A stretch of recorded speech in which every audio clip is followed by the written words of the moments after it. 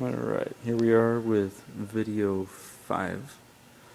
The cylinder head is off, it just took me a few seconds. How they locate is there's a dowel pin here and a dowel pin here. Now I'm going to have to get these out, or I'll have the machine shop take them out before this goes to the machine shop to get remachined.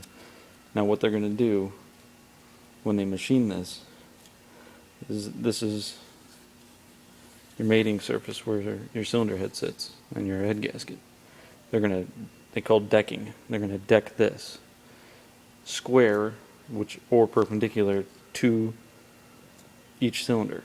So each one is gonna be identically the same level, the same height in each cylinder, according to how where the crank is. Now how they do it is they're gonna actually drop the engine where the journals are onto a bar, and then they tighten it down front and back, and then they have a cutting tool that's going to come across and cut all the way across. It's called decking. Once they're done with that, these cylinders, whatever diameter they are right now, I'm not sure, I got to measure them, but I'm going to have them opened up to the next size bigger. You can do whatever size you want, whatever kit they sell out there, but I'm going to have this opened up to, it's called 20 over, which is 20 thousandths of an inch on each one. So it's going to come with all new pistons, because these pistons will no longer work. They'll be too small by 20 thousandths. So you get 20 over pistons, and they'll have to bore this hole open 20 over. Now, like I said, don't order any parts until you get this all apart and measure the bore diameter.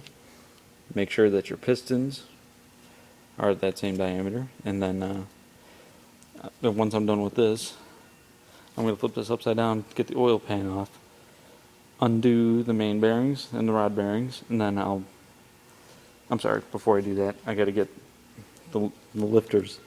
They're down in here, you can't see them, but there's lifters in here, and you pull them out with a magnetic tool.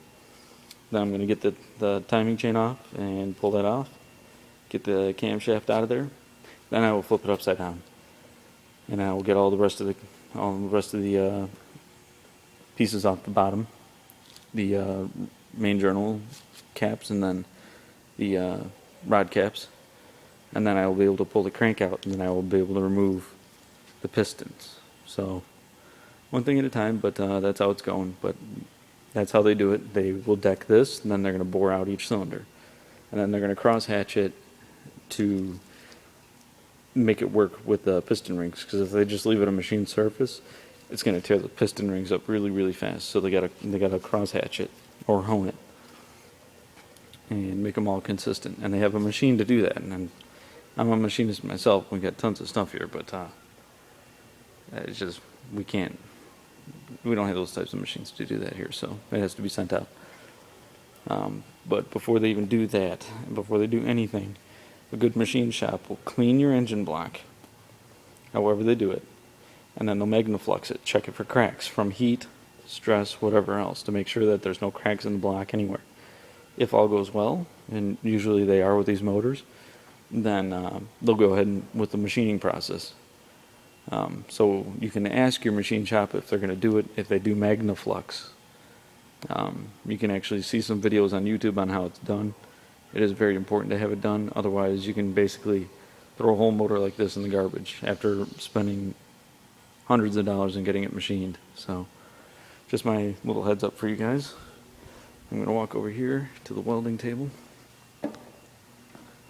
show you the cylinder head on the underside.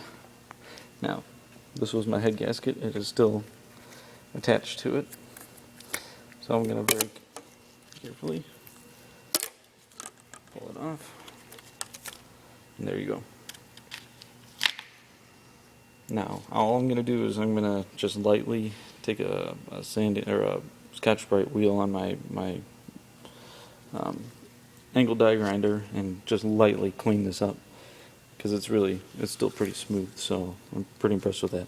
As far as this goes, I'm going to have to scrape at this and get all the gasket material off, and then on the cylinder head, I'm going to port every single one of these to match the gasket. It gives you a little bit more horsepower because it relieves all this sharp edges right here. allows for a more consistent flow. But this is the view of the valves and everything from the underside. My spark plugs are still in it, and we'll go from there. Video 6 should be coming up shortly.